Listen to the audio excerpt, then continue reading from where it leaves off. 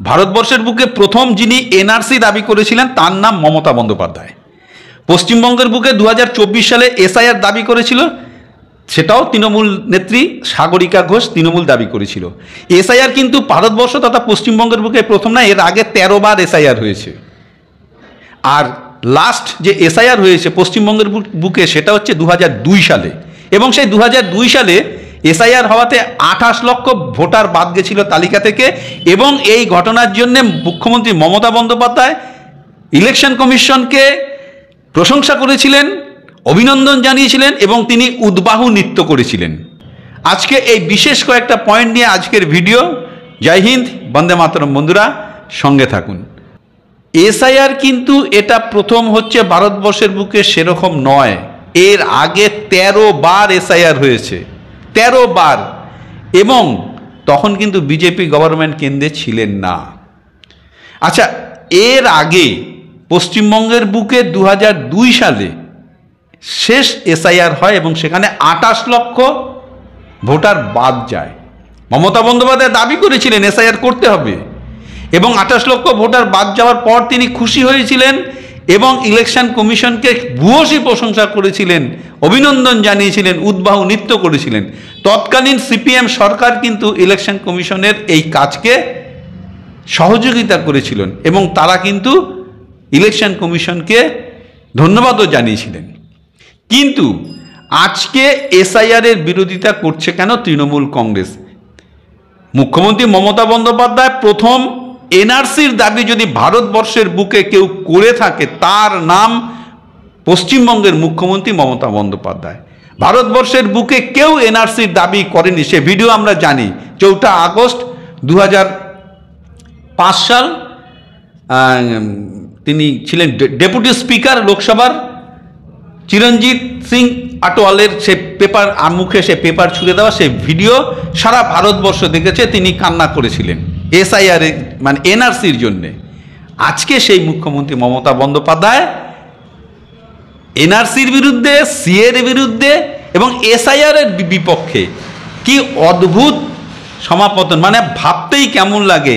যিনি একসময় এনআরসি সিএর জন্য কান্নাকাটি করেছিলেন, প্রথম দাবিদার ছিলেন, যিনি এসআইআরে 2002 সালে এসআইআরে 28 লক্ষ ভোটার বাদ যাওয়ার পর যিনি আনন্দ করেছিলেন, নৃত্য করেছিলেন, তিনি আজ হঠাৎ নয়, তিনি আজ পুরো ইউটার্ন, তিনি আজকে এসআইআর করতে দিচ্ছেন না, করতে চাইছেন না। তার নেতা মন্ত্রীরা কেউ বলছে রক্তগঙ্গা বইবে, কেউ বলছে লণ্ডভণ্ড করে দেবো, কেউ বলছে বিজেপির নেতাদের গামছা দিয়ে বেঁধে নিয়ে আসো, এরকম অনেক কথা বলেছে।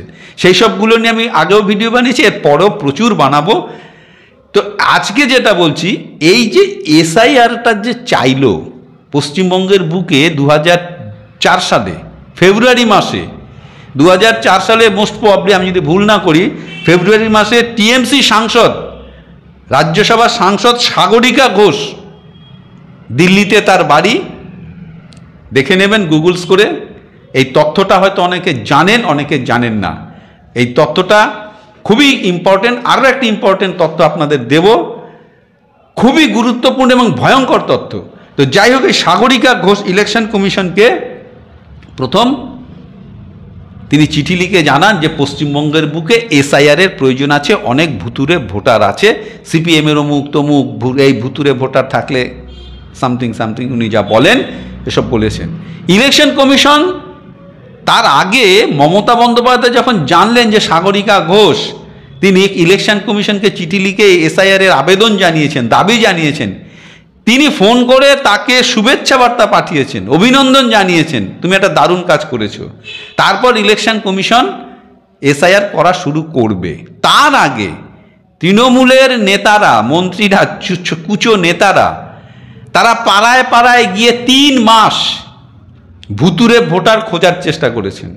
এবং এই ভুতুরে ভোটার 3 মাস ধরে খোঁজার পর যে তথ্য তাদের কাছে এসছে, যে ভয়ঙ্কর তথ্য তাদের কাছে এসছে, যে রহস্যময় তথ্য তাদের কাছে এসছে, সেটা তাদের জন্য ক্ষতিকারক। তারা এই ভুতুরে ভোটার খুঁজতে গিয়ে দেখে যদি এই ভুতুরে ভোটার বাদ দিই তাহলে তৃণমূল হেরে যাবে, বুথে বুথে হেরে যাবে। তাই তারা এখন এই এসআইআর থেকে ইউটার্ন মেরে এসআইআর আর চাই না। এসআইআর থেকে যেন মানে একটা ভোটার যদি বাদ যায় এটা দেখিয়ে দেবো, রক্ত গঙ্গা টঙ্গা এসব বলছে। কিন্তু এই তৃণমূল সাংসদ রাজ্যসভার এই সাগরিকা ঘোষ তিনি কিন্তু এসআইআর দাবি করেছিলেন 2004 সালে। আচ্ছা, এবার একটা ভয়ঙ্কর তথ্য, যে তথ্যটা আপনাদের বলছি, তারপরেও আর একটা ভয়ঙ্কর তথ্য দেব। সেটা হচ্ছে 2002 সালে যখন এসআইআর হয়, 2002 সালে যখন এসআইআর হয়, আর আজকে 2025 সাল আমি বাদ দিলাম, 24 সাল পর্যন্ত, তাহলে 22 বছর। এই 22 বছরে নিশ্চয়ই ওই একই ভোটার থাকবে না, জনসংখ্যা বেড়েছে, মানুষ জন্মেছে তো, এই 22 বছরে তো মানুষ জন্মেছে।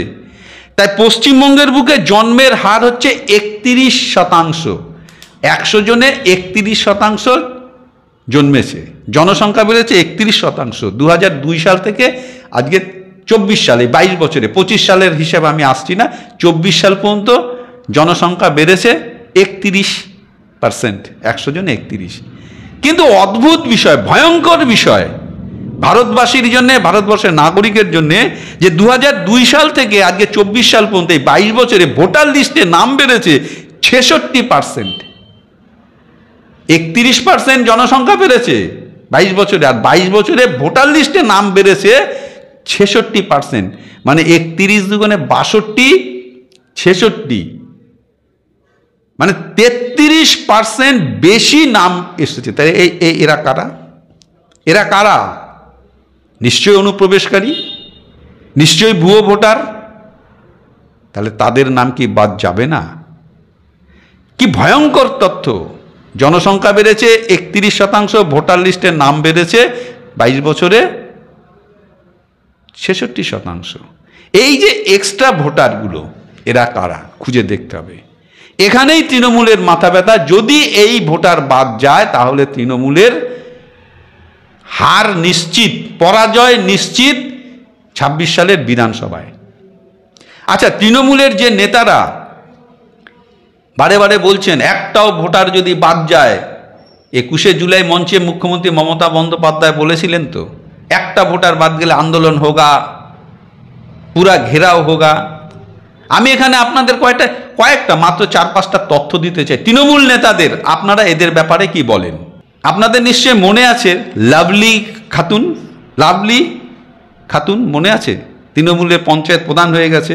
বাংলাদেশি অনুপ্রবেশকারী নাসিয়া শেখ ভারতবর্ষে এসে হয়ে গেলেন লাভলি খাতুন এবং পঞ্চায়েত প্রধান।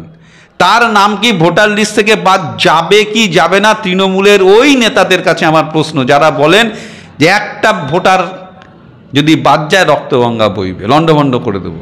এই লাভলি খাতুনের নাম থাকবে কি থাকবে না? আচ্ছা ঠিক আছে, আনসারুল্লাহ বাংলা টিমের একজন টেররিস্ট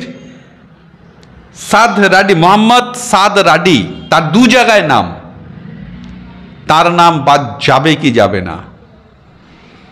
অবস্থান আপনাদের পরিষ্কার করতে হবে, লড়াই এখানেই শেষ হবে না।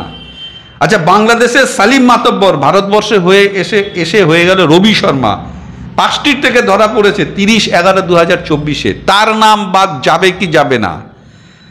আচ্ছা, মেহবুব রাসেল হয়ে গেল রাহুল, বাগদা থেকে ধরা পড়েছে 31/12/2024।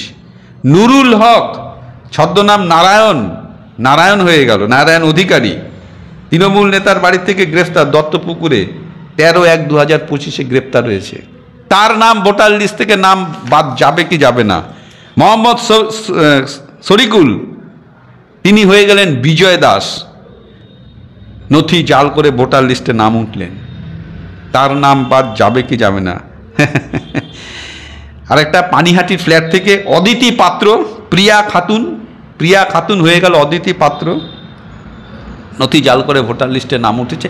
এ তো কয়েকটা বললাম, প্রতিদিন ধরা পড়ছে। গতকালকেও ধরা পড়েছে নদিয়ায়, মুর্শিদাবাদে, রানাঘাট প্ল্যাটফর্মে লাইন দিয়ে সব পার হচ্ছে। এসআইআর শুরুর মুখে অনেকেই বাদ যাচ্ছে, ধরা পড়ছে, বলছে এখানে আর থাকা যাবে না, এসআইআর হচ্ছে, আমরা চলে যাচ্ছি।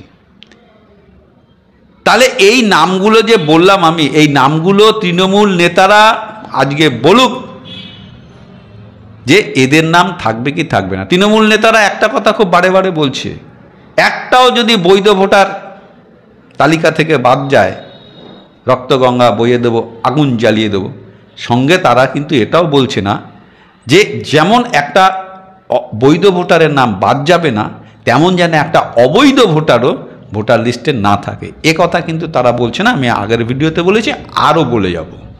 মমতা বন্দ্যোপাধ্যায় তথা তৃণমূল আজকে পরিষ্কার বুঝতে পারছে, যদি এসআইআর হয় আর এসআইআর এর মাধ্যমে যদি এই ভুতুরে ভোটার বাদ যায়, তাহলে তৃণমূল কংগ্রেসের পরাজয় নিশ্চিত, যার জন্য তারা এসআইআরের এত বিরোধিতা করছে। জয় হিন্দ, বন্দে মাতরম। বন্ধুরা, যদি আমার ভিডিও ভালো লেগে থাকে তাহলে অবশ্যই একটি লাইক দেবেন, আর কিছু বলার থাকে কমেন্টস বক্স খোলা আছে, কমেন্টস করে জানাবেন, আর আমার ইউটিউব চ্যানেলটিকে সাবস্ক্রাইব করবেন। নমস্কার বন্ধুরা, সবাই ভালো থাকবেন।